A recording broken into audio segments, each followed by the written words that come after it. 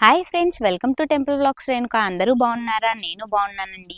ఈరోజు మన టెంపుల్ వ్లాగ్స్లో నేను మీకు చూపిస్తున్న టెంపుల్ వచ్చేసి పల్నాడు జిల్లా కారంపూడి మండలం పేటసన్నిగండ్ల గ్రామానికి దగ్గరలో ఉన్నటువంటి నల్లమల్ల అడవుల్లో స్వయంభూగా వెలిసినటువంటి శ్రీ ఉగ్ర నరసింహ స్వామివారి దేవస్థానాన్ని. మన సత్తెనపల్లి నుంచి ఈ టెంపుల్కి దాదాపు 55 కిలోమీటర్స్ ఉంటుంది. పిడుగురాళ్ళ నుంచి కారంపూడి వెళ్లే రోడ్డులో జోలకల్లు దాటిన తర్వాత ఇక్కడ మనకి రైట్ సైడ్లో ఆంజనేయ స్వామివారి యొక్క టెంపుల్ ఉంటుంది. ఈ టెంపుల్కి ఎదురుగా మనకి పేటసన్నిగండ్ల గ్రామానికి రోడ్డు ఉంటుంది. ఈ పేటసన్నిగండ్ల గ్రామంలో నుంచి మనం ఆలయం దగ్గరికి చేరుకోవచ్చు. ఇక్కడ మనకి ఎటు చూసినా కూడా స్వామివారి టెంపుల్కి వెళ్లేందుకు బోర్డు అయితే మనకి కనిపిస్తూనే ఉంటుంది. పిడుగురాళ్ళ నుంచి వచ్చే వాళ్ళకి ఈ టెంపుల్కి 24 కిలోమీటర్లు ఉంటుంది. అలాగే కారంపూడి నుంచి 7 కిలోమీటర్లు ఉంటుంది. గుంటూరు నుంచి వచ్చే వాళ్ళకి 89 కిలోమీటర్లు ఉంటుంది. అలాగే వినుకొండ నుంచి వచ్చే వాళ్ళకి 47 కిలోమీటర్లు ఉంటుంది.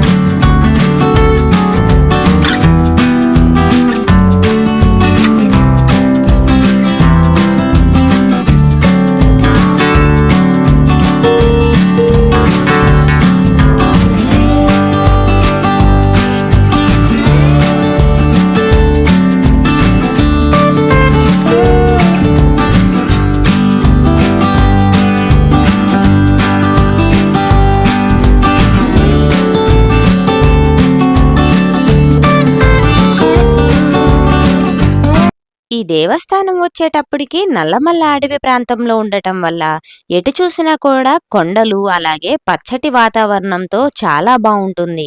ఈ దేవస్థానం దగ్గరికి చేరుకోవటానికి మనకి ఎటువంటి రవాణా సదుపాయం ఉండదు. మనకున్నటువంటి సొంత వాహనాలతోనే మనం ఈ ఆలయం దగ్గరికి చేరుకోవాల్సి ఉంటుంది. ఇక్కడికి ఎక్కువగా శనివారం రోజున భక్తులు స్వామివారిని దర్శించుకునేందుకు వస్తూ ఉంటారు. ఈ దేవస్థానం మొత్తం కూడా చాలా బాగుంటుంది ఫ్రెండ్స్. వీడియోని స్కిప్ చేయకుండా లాస్ట్ వరకు చూడండి. మీలో ఎవరైనా ఫస్ట్ టైం మన ఛానల్ని చూస్తున్నట్టయితే వెంటనే మన ఛానల్ని సబ్స్క్రైబ్ చేసుకోండి. అప్పుడే నేను పెట్టే ప్రతి వీడియో నోటిఫికేషన్ మీకు కూడా వస్తుంది. అందరూ వీడియోస్ చూస్తున్నారు కానీ ఛానల్ని సబ్స్క్రైబ్ చేసుకోవట్లేదు. మీరు మన ఛానల్ని సబ్స్క్రైబ్ చేసుకుంటేనే నేను పెట్టే ప్రతి వీడియో నోటిఫికేషన్ మీకు కూడా వస్తుంది. ఫ్రెండ్స్, ఇటువైపు వెళ్తే మనకి నరసింహస్వామి వారు దర్శనమిస్తారు. అలాగే ఇటువైపు వెళ్తే మనకి అమ్మవారు దర్శనమిస్తారు.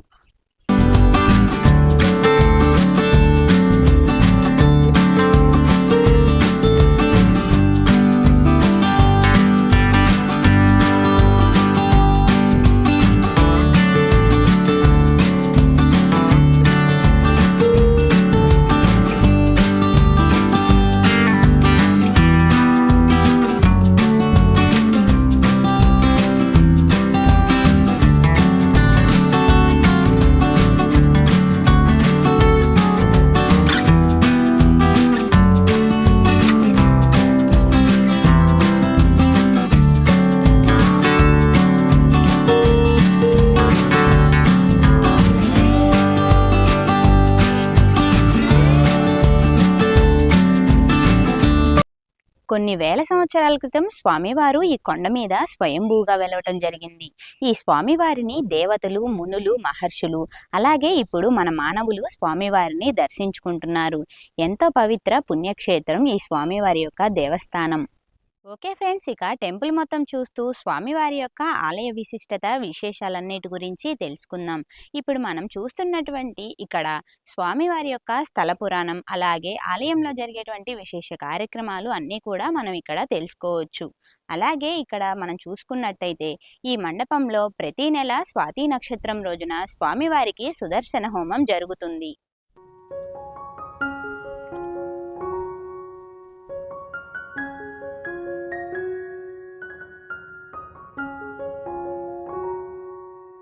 ఇప్పుడు ఇక్కడ మనం చూస్తున్నటువంటి ఈ మండపంలో ప్రతి శనివారం స్వామివారి యొక్క కళ్యాణ మహోత్సవాన్ని అంగరంగ వైభవంగా నిర్వహిస్తారు. హోమ మండపం దగ్గర నుంచి ముందుకు వెళ్ళినట్టయితే ఇక్కడ కింద మనకి స్వయంభూగా ఏర్పడినటువంటి ఒక కోనేరు ఉంది. చూద్దాం రండి.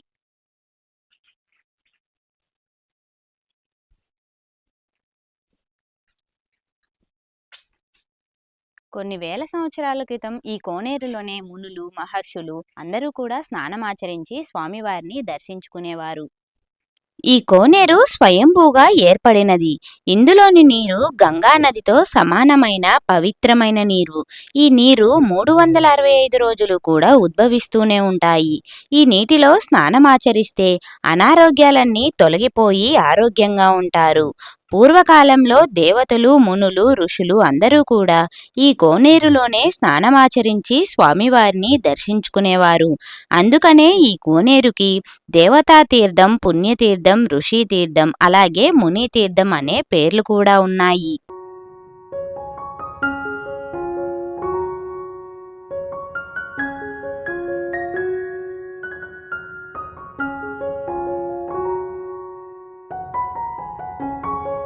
కోనేరు పక్కనే మనకి శివలింగం, అలాగే ఎదురుగా నందీశ్వరుడు దర్శనమిస్తారు. అలాగే ఇక్కడ ఉన్నటువంటి ప్రదేశంలో వచ్చినటువంటి భక్తులు స్వామివారికి మొక్కుబడులు చెల్లించుకునేందుకు స్వామివారికి సమర్పించేటువంటి నైవేద్యాన్ని ఇక్కడే తయారు చేస్తారు.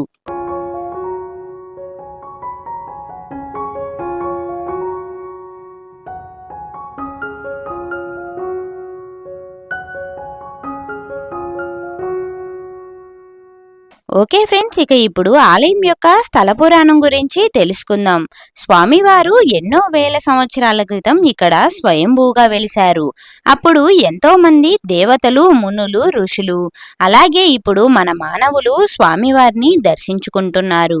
ముచ్చుకుంద మహాముని తన పరివారంతో పాటు ఇక్కడ ఉండి స్వామివారిని దర్శించుకొని సేవ చేసుకున్నారు. తరువాత వారు గుత్తికొండబిలం దగ్గరికి చేరుకున్నారు.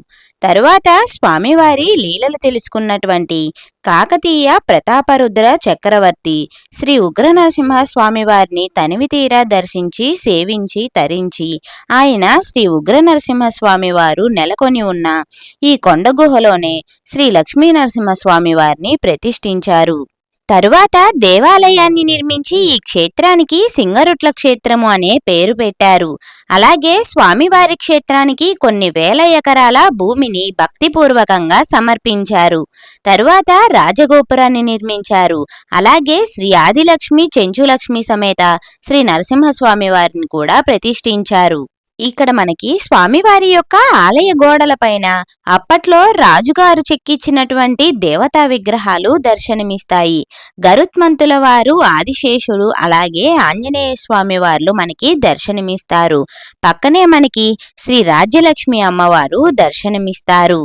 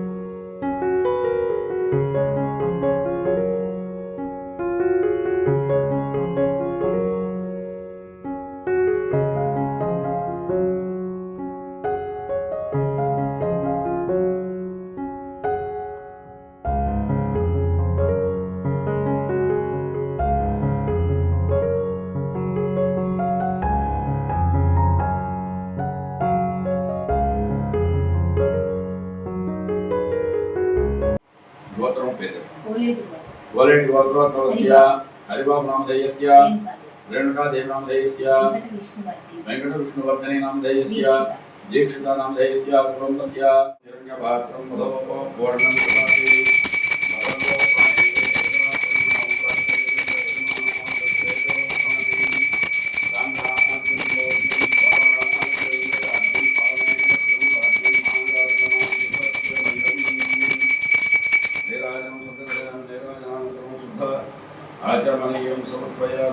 नमस्करोमि। जय श्रीमद्रमारमण गोविंद हरे, प्रहलाद व्रत गोविंद हरे, श्री सिंहवास गोविंद हरे, लक्ष्मी वेंकटरमण गोविंद, ఏడుకొండలవాడ వెంకటరమణ గోవింద दिव्य सुवर्ण मंत्र पुष्पांजलि समर्पयामि। नमस्करोमि। भूमि नमस्कार। ओम शतमानं भवति शतायुः पुरुषस्य तेन्द्रिय आयुष्येवेन्द्रिये प्रतिष्ठितं साक्षात् करवाणि चक्षुषः इदं पठ्यते। श्रेयं सुमः भागवतं पावनं शुभं अमयवर्तुं।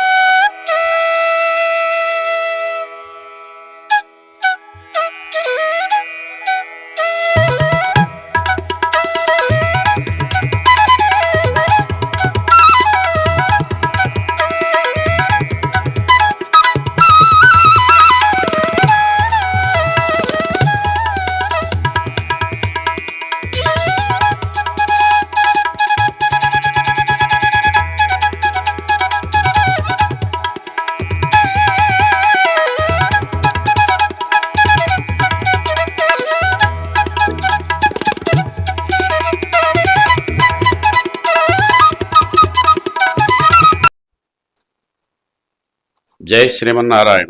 श्रीमन्नारायण चरणौ शरणं प्रपद्ये। श्रीमते रामानुजाय नमः। श्री उग्रनारसिंह सहित लक्ष्मीनारसिंहाय नमः। పరమ పవిత్రమైనటువంటి పలనాటి సీమలో పవిత్ర చరిత్ర కలిగినటువంటి దివ్యక్షేత్రంగా భాసిల్లుతూ ఉన్న కారంపూడి మండలం పేట సన్నగండ్ల గ్రామ సమీపంలో నల్లమల అడవులలో వేంచేసి ఉన్నటువంటి శ్రీ ఉగ్రనారసింహ సహిత లక్ష్మీ నరసింహస్వామి వారి దివ్యక్షేత్రం, దీనిని సింగరుట్ల క్షేత్రం అని పిలువబడుతూ ఉంది. ఈ క్షేత్రం అతి పురాతనమైనటువంటి క్షేత్రంగా చెప్పబడుతూ ఉంది. ఎందువలన అంటే ఈ స్వామిని దేవతలు కూడా సేవించినట్లుగాను, మహర్షులు కొంతకాలం ఇక్కడ తపస్సు చేసుకుంటూ వారి తపోఫలాన్నంతా కూడా స్వామివారికి అందజేస్తూ స్వామివారిని నిత్యం దర్శించుకుంటూ తరించినటువంటి ఈ యొక్క క్షేత్రం.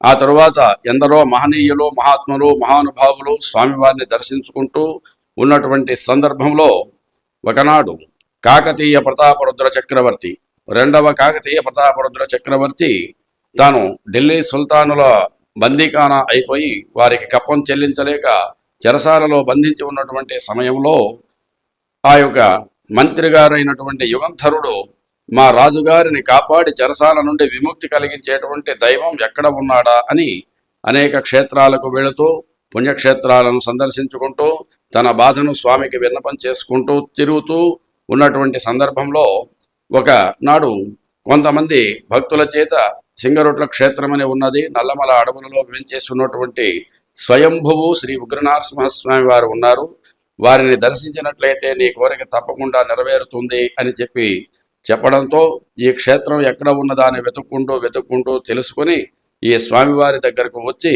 ఆ కోనేటి తీర్థాన్ని సేవించి స్వామివారిని దర్శించి మనస వాచ కర్మణ త్రికరణ శుద్ధిగా ఆ స్వామివారికి నమస్కారం చేసుకున్నారట. మా రాజుగారిని చెరసాల నుండి విముక్తిని గావించాలి స్వామి అని చెప్పి, ఎప్పుడైతే ఆ మంత్రి గారి యొక్క భక్తి శ్రద్ధలు చక్కగా ఉన్నాయో వెంటనే స్వామికి అనుగ్రహం కలిగింది.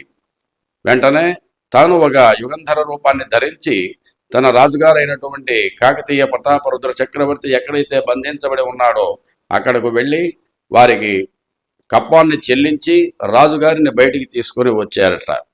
ఆయన మంత్రి రూపంలో వెళ్ళాడు. ఏమయ్యా మంత్రి, ఈ డబ్బంతా ఎక్కడి నుంచి తీసుకొచ్చావో, ఎలా వచ్చావు, నువ్వు అసలు నా అడ్రస్ ఎలా తెలుసుకున్నావో అంటే, పర్వాలేదులే స్వామి నేను తెలుసుకున్నాను రాజుగారు రండి అని చెప్పేసి రాజుగారిని తీసుకుని వస్తూ ఉన్నటువంటి సందర్భంలో ఈ సింగరుట్ల క్షేత్రంలో ఉగ్రనారసింహస్వామిని దర్శించుకున్నటువంటి అసలు మంత్రి యుగంధరుడు అనేటువంటి ఆయన రాజుగారి కోసం వెళుతూ ఉండగా ఆ రాజుగారు వెంట ఉన్నటువంటి యుగంధర రూపంలో ఉన్నటువంటి భగవానుడు అటు ఈ యొక్క మంత్రి గారు కూడా ఒక చోట కలవడం జరిగిందిట. అలా జరిగిన వెంటనే పక్కన ఉన్నటువంటి భగవానుడు అదృశ్యమైపోయాడు.